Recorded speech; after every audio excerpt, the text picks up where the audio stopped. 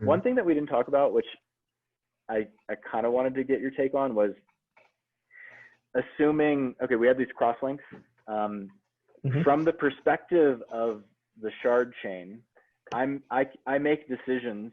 Obviously, I can be reverted if the beacon chain reverts, but from the perspective of my current chain, I make decisions about other shard chains with respect to this like cross-linked route. And so from my local, from the local chain, it's kind of like looking at it as though it's finalized.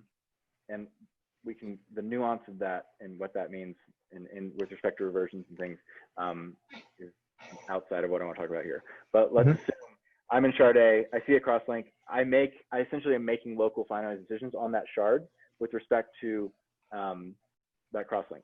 And so I'm assuming, you know, from the perspective of IBC, I'm assuming when, you know, a claim is made about chain A via IBC and something finalized, it's probably in the form of like a 32-byte root, maybe some metadata. Is that?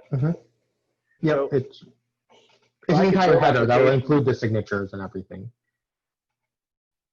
But when okay, so you bring in headers into the Cosmos chain.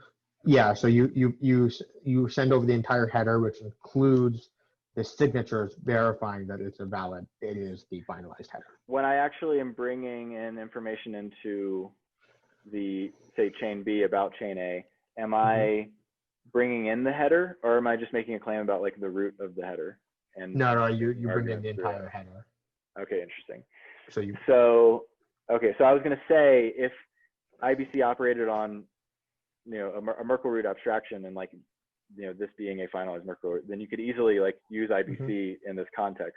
Whereas you could actually via that Merkle root bring in the actual header and then use IBC, but then there's just additional overhead there. But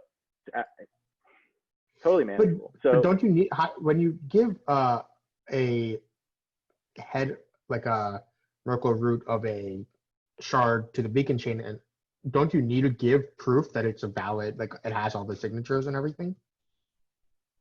So there's a single signature in a shard block, and that's the proposer.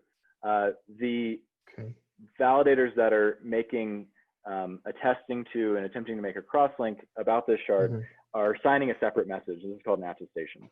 And so the attestation could potentially serve as the header, honestly, but I don't know. I'd be curious to look a little bit more in depth, because I think that there's probably a version of the messages that are in ETH2 that could easily, someone could use IBC to communicate, you know, handle their communications, which is an interesting avenue. I know it's something that y'all have at least thought about a little bit, but we can talk about it some other time.